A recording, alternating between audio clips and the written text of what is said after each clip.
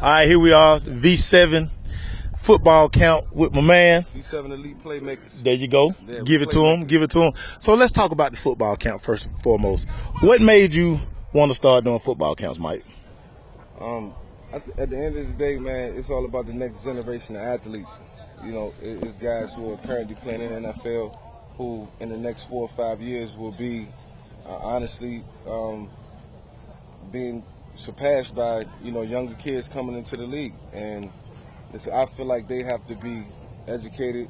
I feel like they have to understand what the National Football League is all about, what their high school careers really entail, and how serious they need to take it as far as academics, athletics, and then going on to college and aspiring to do whatever they want to do outside of getting a college degree. Okay. Now, when we interviewed you last week, the one thing that you talked about, you coming out of high school, you were the 25th to 27th ranked quarterback at number 11. I was so you went and looked up. Quarterback, yeah, and it motivated me. It drove me.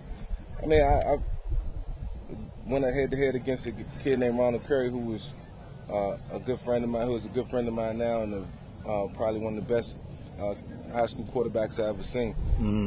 So I learned a lot from him vicariously. I watched him, and listen, I practiced my game. I studied the art of the game. I think you have to have a great mental understanding of the game of football too, as well. Talk about the difference from high school. You're the guy in high school, and then you go to college, and all of a sudden you got to prove yourself all over again. Talk about that mental part of it. Yeah, I was just talking to my college offensive coordinator, who's right behind us right there. Okay. My college coach. He was tough. Like I just told him, mentally I had to be strong every day. He didn't make it easy for me, and anything in life that you get easy is probably not worth taking seriously. So I had to work for everything that I wanted. My goal was to make it to the National Football League, but at the same time I had to be a good college student.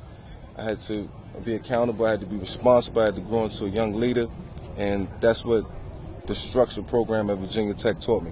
All right, we got a kid here, Malik, who enrolled early. Malik looked good. Yeah, enrolled early. Yeah. Played in the state championship.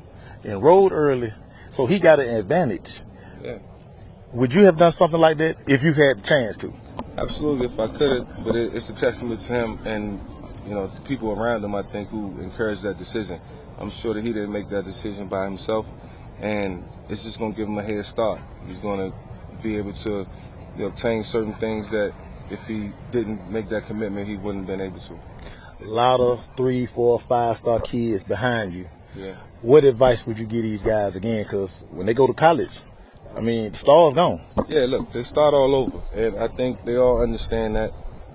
If they don't, then, you know, at some point they will. You know, because when you walk into a college program, it's guys that are ahead of you.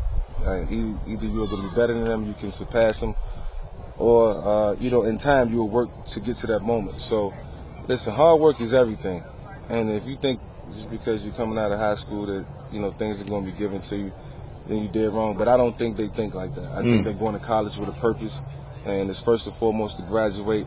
Secondly, is to, you know, make it to the National Football League if they desire to do so, and that's why we're here. The different level of work it takes from college to that next level, because again, you got the best of the best. Only 256 guys get drafted every year. Yeah, I mean, you got to work just as hard. But whether you're in the first round or the 5th round, you still got a shot. I know coming up, all I wanted to do was have an opportunity to play. So whether I went in the 4th round, 5th round, 6th round, or 7th, I would have been happy. I would have earned my spot. And even when you get drafted in the 1st round, you got to continue to earn your keep. Just because you get a big contract, that contract won't take you, you know, 12 to 13 years into your life. You got to understand, you know, the lifestyle that you may live and how important it is to continue to succeed. Coming home, you in the A. Yeah.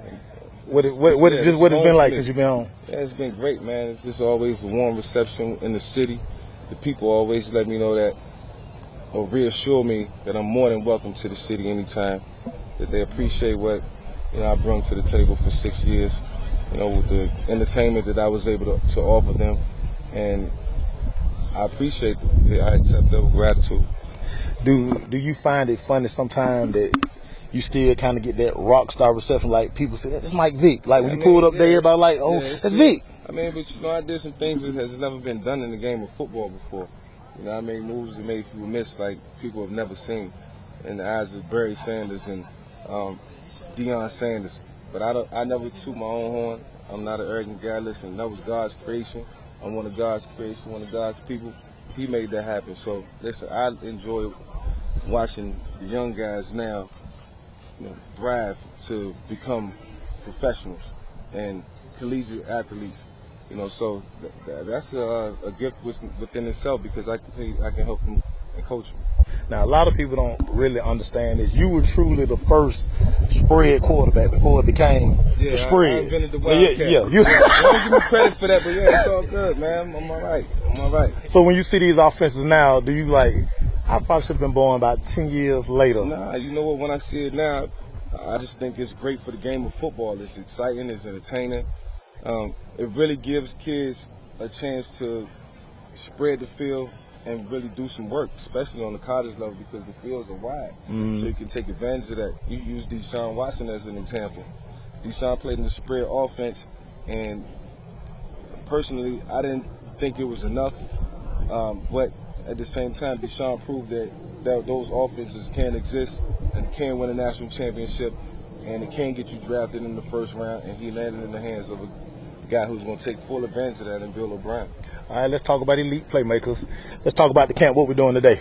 Oh, man, this is going to be competition all over the place. It's one-on-one drills all over. We do routes versus air. We do certain drills with the linemen, certain drills with the D linemen. Quarterbacks, I have them will work, routes versus air. I'm just checking out technique fundamentals, man, and bringing the competition.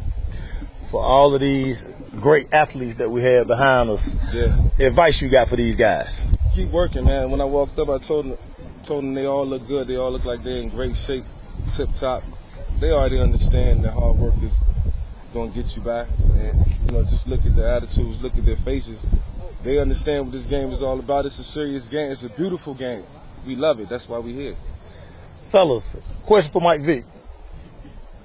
Malik, you ain't got no question now? Yeah, you got all day. Hey, man, we here. Y'all come out. Mike Vick, he back home, everybody. Yeah, appreciate it. We gone. Let's do it. Love.